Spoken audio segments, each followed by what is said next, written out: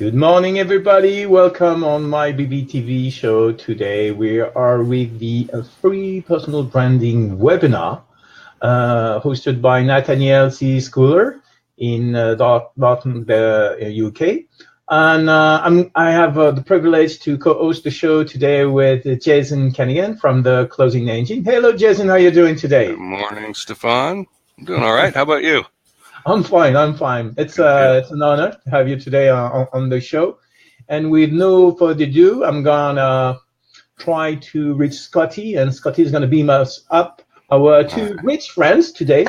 We have the honor to be with Nathaniel Schooler, our host, and one great awarded photographer, Jamie Robert House. So, Scotty, can you beam us up our two rich friends? Thank you. Scotty, waiting. Here we are. How's England? Morning, guys. How's England? Uh-oh, they're muted. Dun, dun, dun.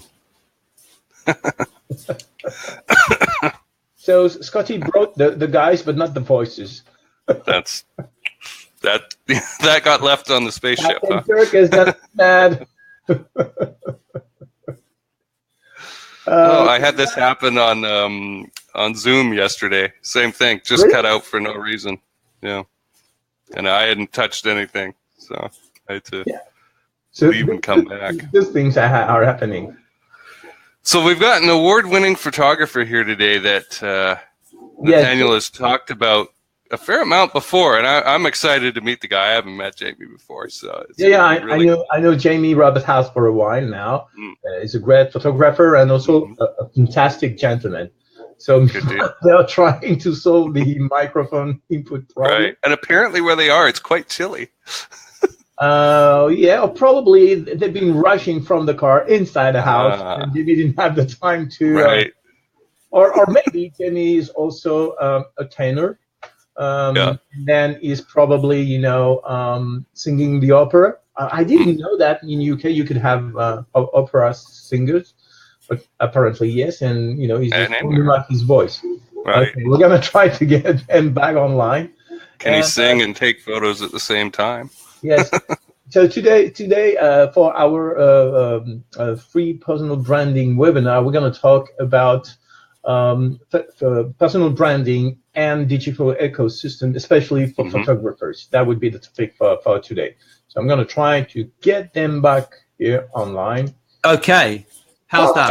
Yay! Scotty did it this time. I think that's human error, perhaps. The voices and the bodies. It just created a bit of a problem. So let me just tell you why we're late and why we're a bit scruffy, because we've just been on location on a shoot. This morning when I woke up, I looked like about 10, 15 years older. I had a beard, I had white hair. So I was like, my hair was so long on my face because I've been so busy. I was like, I had to go to the barbers. So I went to the Turkish barbers. It's the first time I've ever felt like John Wayne or Clint Eastwood, right? And I sat there and I'm leaning back in this chair like that.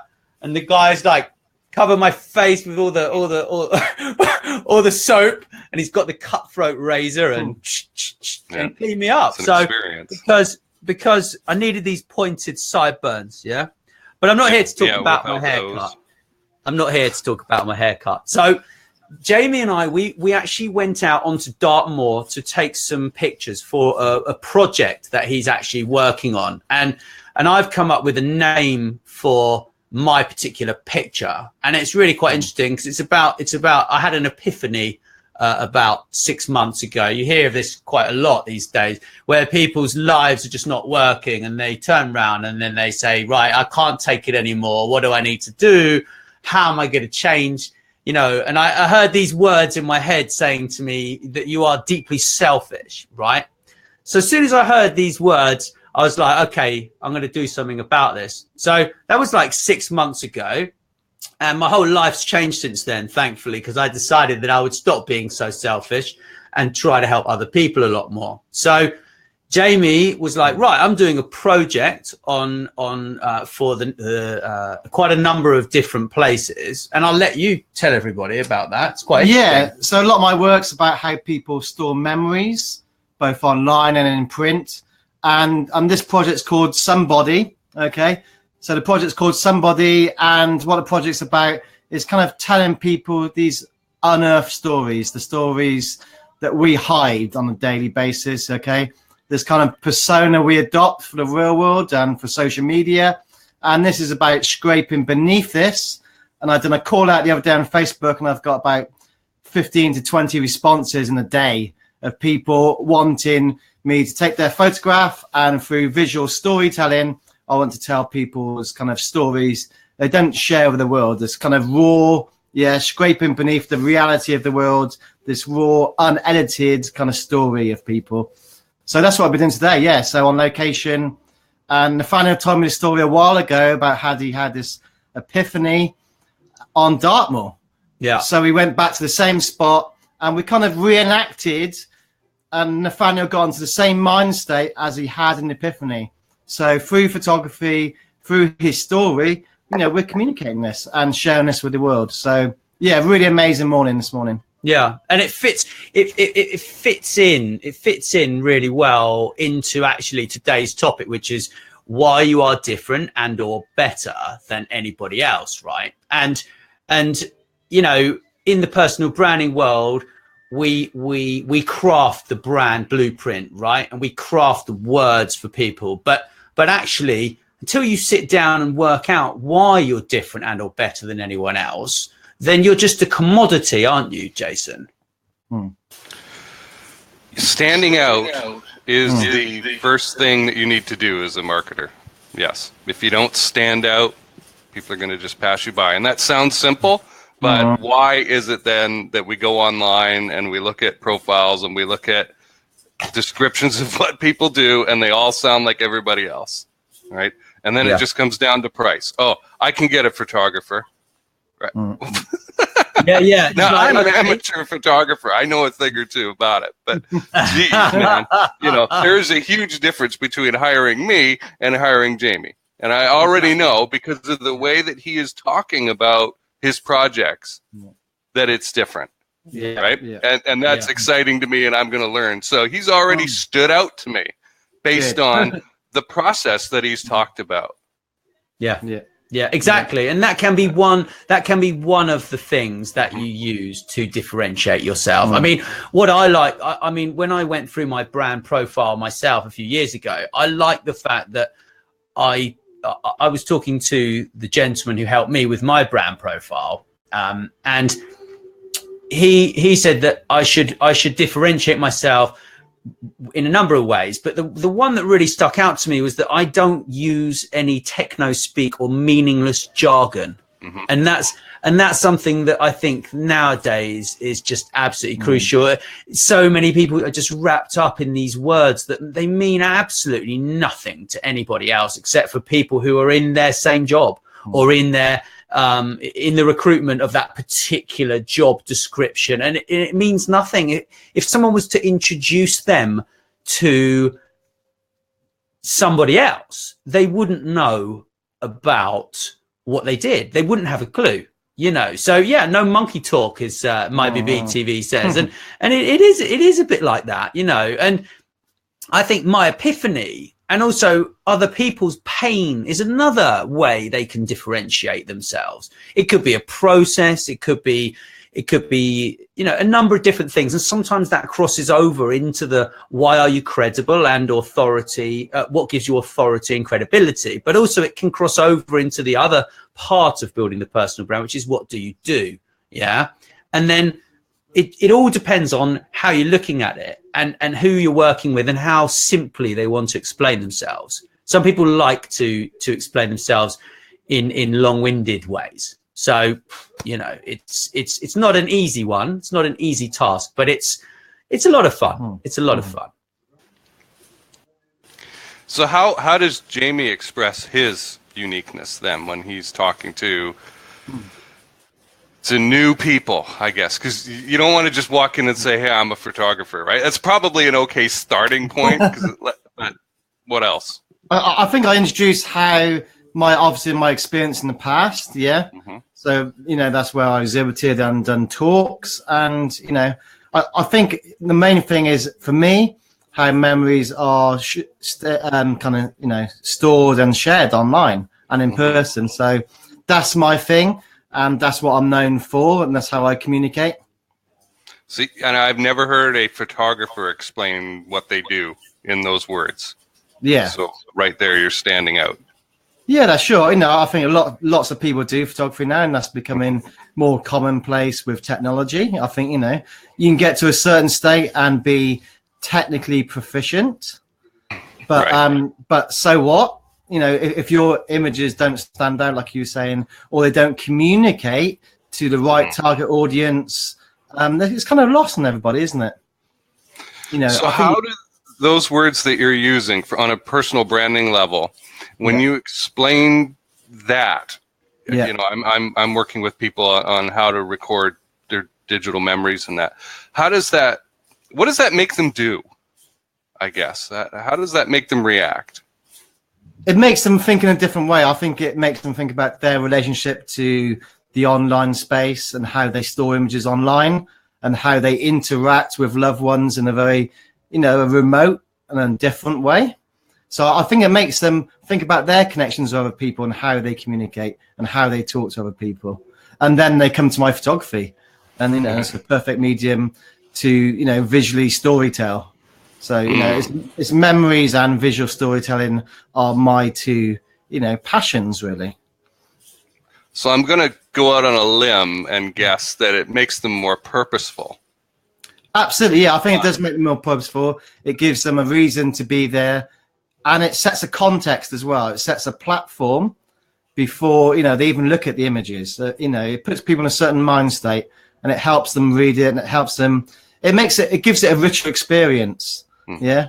The more information I give people, the richer the experience is going to be. The more they know about me and my story and what I do, I think, it gives them a rich experience. Right. So, Nathaniel, how has working with Jamie and just actually even just hanging out with him, I wonder if the video looks like it's caught up. How has hanging out with Jamie affected you and your own personal branding? And I'm seeing a lot of back and forth between you two, which is great. You're kind of cross-pollinating each other with the personal branding. Yeah.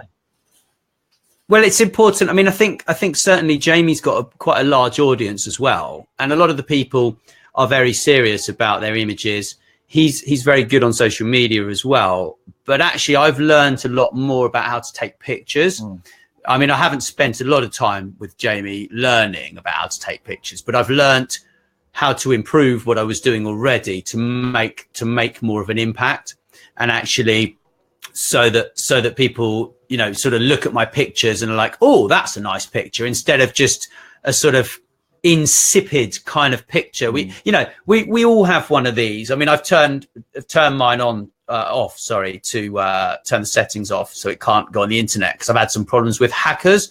So I've removed Facebook Messenger from my phone, and I've taken some precautionary measures to remove people. But we've all got one of these, and everybody thinks that they're an amazing photographer. Everybody thinks that they can just go like this and take a shot, and it's ridiculous. It's ridiculous. I mean, we've just been in the woods in Dartmoor, and it was pretty cold. Obviously, not as cold as it is in Canada, right? But Jamie brought a lighting rig with him. I mean, we had a big light, this big, and there is an art form. I mean, I'm listening to him talk to himself and saying, all right, he needs to move a little bit. So he's like, step back a little bit. Okay, that's perfect. And then, so because I had an epiphany, he's trying to recreate, some kind of heavenly power, giving me some kind of information exchange, whatever. So he's like, right, we're going to create a bit of a light coming down from behind your head, and we're going to, you know what I mean? And I don't, people, how are you going to do that on a mobile phone? How are you going to do it on a camera without the knowledge of actually having a lighting rig? Like, you're just not, because you don't know, and you can't afford the equipment. You can't afford the decent camera. You don't even know where to rent one from, and it's like, there's a difference between someone in social media, for example, saying they do personal branding, yeah, or a marketing company doing personal branding, and also doing someone saying I'm a photographer. And there's a massive difference between someone with a mobile phone that thinks they are a photographer to someone with a decent camera who knows how to edit the pictures, who gets it. And you know, you'll see when you see the picture that comes out from today, it will be released, I think, in the next 6 hours. It could be tomorrow, but you'll see the difference. And in fact, it's very interesting going through the process. It's like, you know, the input and the exchange that you have between someone who is a photographer is much like the input that I have when I'm working on a personal brand with someone, because I ask questions and Jamie asks questions and we discuss things. There's no kind of like, oh, I think you're doing that wrong. It's like the input that we exchange is in that process, yeah, of taking a picture. And the same with me with doing the wording. And that's the only difference between, you know, it's consultative working, if you like. That's how I look at it, you know. So yeah, you've got different interfaces basically, or different tools you're using, but the process is somewhat similar. You're trying to draw out some truth from somebody, some essential truth. Very cool. Absolutely. Very cool. So, Jamie, in your world, part of what you do is, whether you like it or not, acting as a marketer, right? Because it's wonderful to have all this skill, but if nobody knows about it, then you don't get paid, right? So, of course, it's very important, isn't it? Yeah. So, what have you been? Go on. Sorry. I was going to ask, what have you been doing, and what has worked and what hasn't worked, I guess, for you on the marketing side of things? So for me, I think I use Instagram quite a lot, because Instagram is a very visual and it's a great place to tell stories and communicate through a strong visual signature style. So I think, you know, what I mean by signature style is if you've been taking photographs for a long time and, you know, a famous photographer has a certain style, a certain aesthetic, a certain way the image looks. So you can see a certain image and say, oh, that's Jamie's photograph. You know, that's his style. You know, you don't need to see my name there. You don't need to see any text. It communicates that. So Instagram's a good place for me, and that's worked. And I think also Facebook pages and Facebook groups where I can just add lots of people from my audience already. And they're very niche down as well. So I also do retreats. So I do kind of like photo holidays where people come and learn with me for a weekend. So individual groups that are very, very targeted and very niche down for particular geographic locations work well, which feeds into my main page. But Instagram's been a winner for me, you know, and it's again, like you probably know, it's about consistency. It's about turning up at the right time every day. Instagram is about the hashtags you use and the locations you tag, and, you know, using the latest features so you can rank high on the algorithm, like using stories and the lives. But Instagram's been very good for me, and Facebook as well. Yeah. Well, we've been talking. We're actually working on a really great new software for photographers. It's actually going to evolve into something really, really huge. And right now we're just formulating the initial stage 1 of the project, but it's actually going to be a place where photographers can store their photos. They will be able to have a logo that will be uploaded to the photos for sharing on social media, which will be really useful for them. They will be able to do a number of different things, but the goal of the software is actually to bridge the gap between the social media manager or social media marketer, the photographer, and also the end customer being the small business or the entrepreneur. Because we have seen, I mean, I was in social media. I used to do a lot of social media management for small and medium-sized businesses. I used to teach it. I had worked on some workshops for IBM and Microsoft. And in fact, there is a huge, hello, Dave. Thank you very much. There's a huge gap between social media content and the posting of photos and actually the photos which could be taken by someone such as Jamie or one of his students. And this gap is huge. So we're looking to bridge that gap so photographers can partner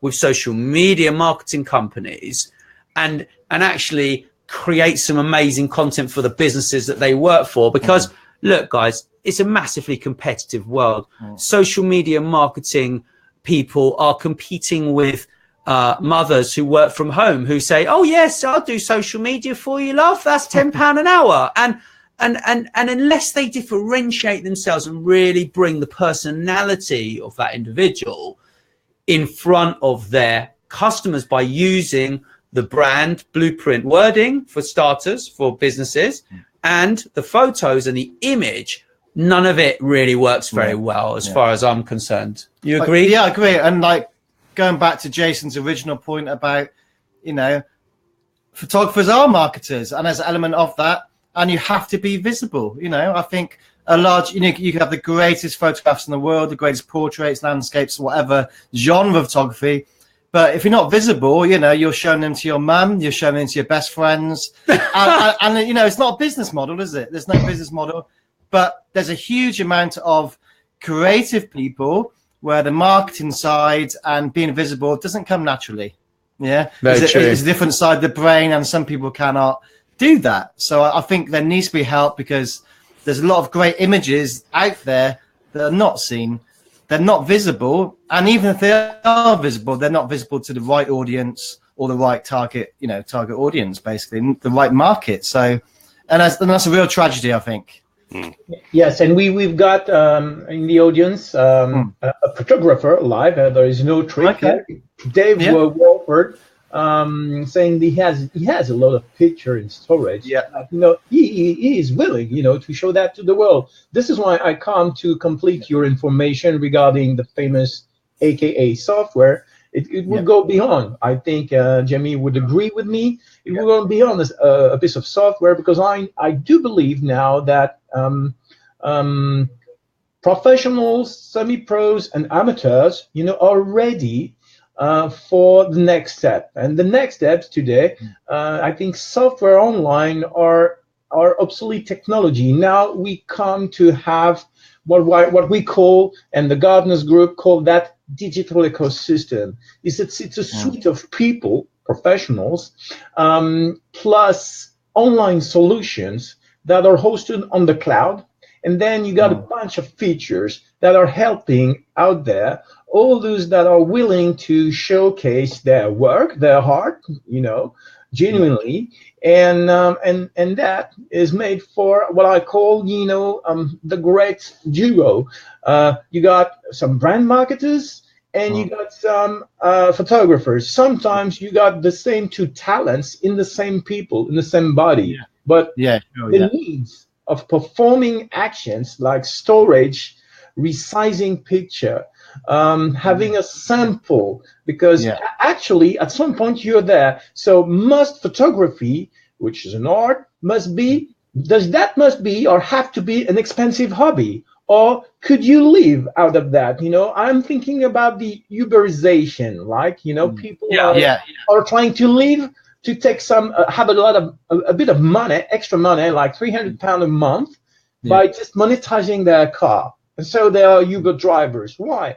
It's like hitchhiking, but not for free. And I'm okay with that. So now, can we apply the Uberization, right? The sharing economy to some disciplines and arts? Brand marketing is a discipline. It's an art. Photography, it's both, right?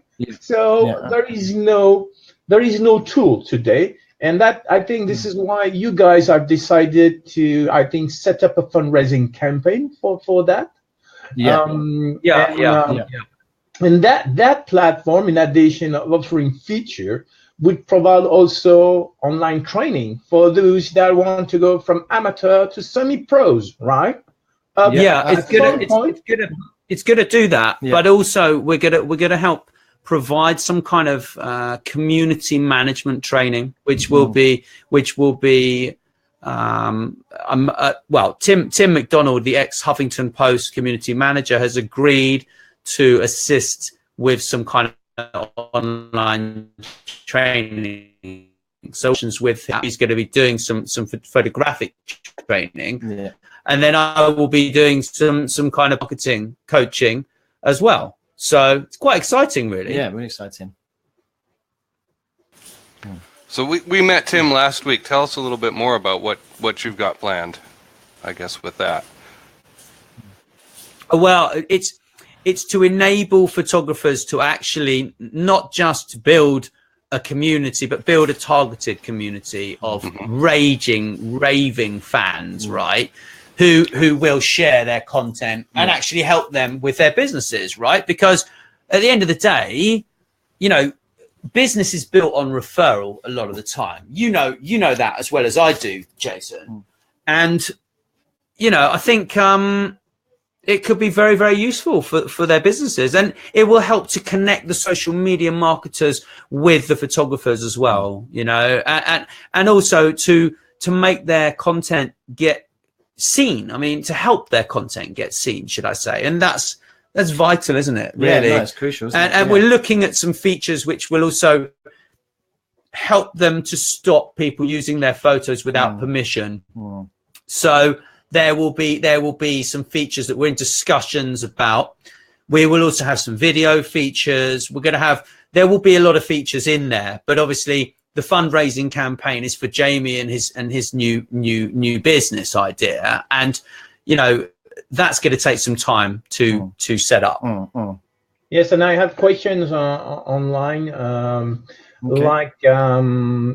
because people are accustomed now to Jason Kanigan and Nathaniel, and they're asking, will you do some weekly webinars?